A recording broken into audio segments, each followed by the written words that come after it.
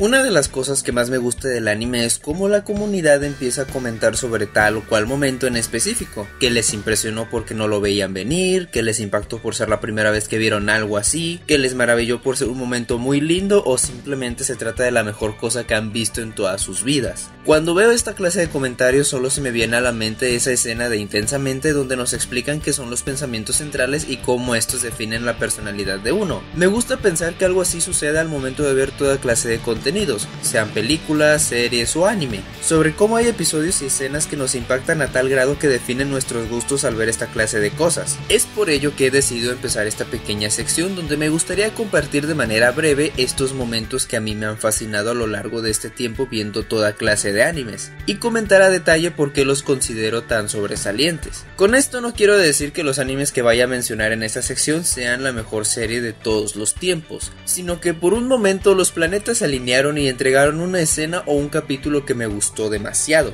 al grado de recordarme por qué sigo viendo anime esperando a ver más momentos así. Así que para empezar con esto me gustaría hablar de un anime más o menos reciente. Mahotsukai no Yome es un anime al que podría dedicarle un video entero hablando sobre muchos puntos en específico, pero en general puedo decir que es un anime que se ha ido ganando a un público que le sigue fervientemente, y siendo sincero puedo comprender el porqué de ello. Tiene toda clase de elementos que, aunque no son mucho de mi agrado, su historia y desarrollo de personajes han ocasionado que no me quiera perder cada uno de sus nuevos episodios. Es por ello que me gustaría hablar de esta pequeña parte del capítulo 15 en el que nos empieza a contar sobre el pasado de Silky, la ama de llaves que cuida de la casa de nuestros protagonistas, y sobre por qué la considero una de las mejores formas de contar la historia de fondo de un personaje que he visto en mucho tiempo. A mí la verdad no me agrada mucho la idea de que nos cuenten el pasado de un personaje ya establecido, ya que por lo general conforme avanza una historia la imagen que nos damos de un personaje la vamos moldeando con la forma en que éste se comporta con otros personajes alrededor, e incluso hay otros casos donde utilizan el misterio de su origen para darle más peso a sus personalidades, como por ejemplo el Guasón de Heath Ledger en El Caballero Oscuro y todas esas historias sobre cómo se había hecho sus cicatrices. Por otro lado, si cuentas la historia del pasado de un personaje, corres el riesgo de desmitificar el mito y darte cuenta de que este personaje no era tan especial, como le pasó a Darth Vader, que la verdad no puedo superar que uno de los villanos más imponentes de toda la historia resultase ser un niño llorón que por cualquier cosa se quejaba en plan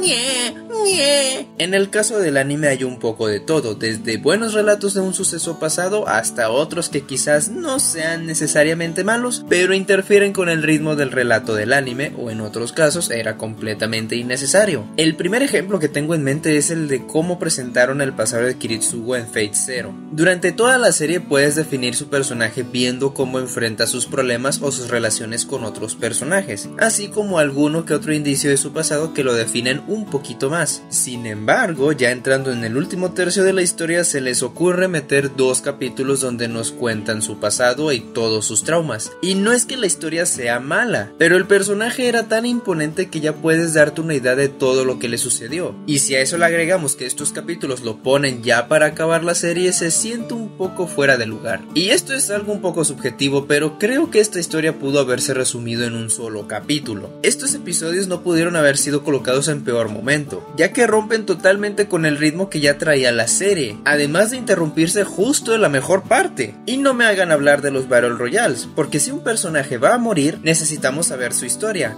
En el mismo episodio en el que muere, es aquí donde llega Mahotsukai no Yome y nos da un buen ejemplo de cómo poner un segmento en el que nos cuenten el pasado de un personaje. Durante toda la serie, Silky es como una especie de Maggie Simpson. Es más un personaje de fondo que de vez en cuando se presta para alguno que otro chiste, o simplemente formar parte del escenario. Así que por lo tanto, lo único que sabemos de ella es que es la ama de llaves, hace los quehaceres y puede ser graciosa de vez en cuando, pero realmente no conocemos nada de ella. Así que de inicio tienes una muy buena excusa para dedicarle algo de tiempo y contarnos más sobre ella. Lo que me fascina de esta parte del capítulo es que para este momento muchos de los puntos claves de su mundo ya se nos habían dejado claros. Simplificándolo para aquellos que no han visto la serie, hay toda clase de criaturas mágicas que hacen toda clase de cosas y la serie no escatima tiempo en darnos explicaciones en su momento. Pero en este caso en particular, el cómo nos presentan a Silky es más con imágenes y un diálogo muy puntual, que nos pone en contexto de lo que está sucediendo, en caso de que lo que estés viendo no te haya quedado lo bastante claro. Silky ha perdido algo muy importante y solo nos queda ver cómo se siente triste y perdida en este mundo, hasta que recibe ayuda de un amable guardián, solo para regresar al presente, donde se nos muestra que Silky aprecia a sus amos más que a nada en la vida y que sin ellos no tendría más razones para vivir. Todo esto resumido en una escena bastante tierna que se expresa más con imágenes y música que con cualquier discurso meloso que se podría dar.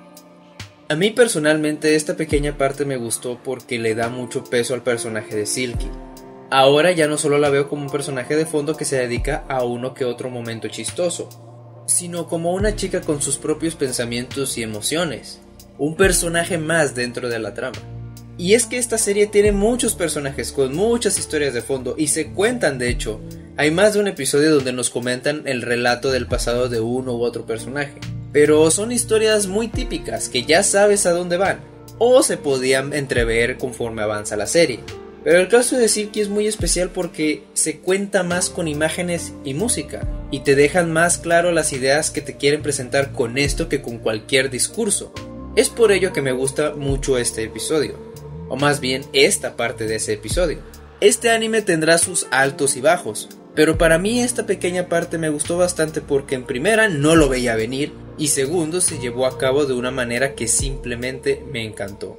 Solo puedo decir que espero que en un futuro aparezcan más secuencias parecidas, para disfrutarlas, compartirlas y quizás, solo quizás, a alguien más le parezca un pequeño gran momento.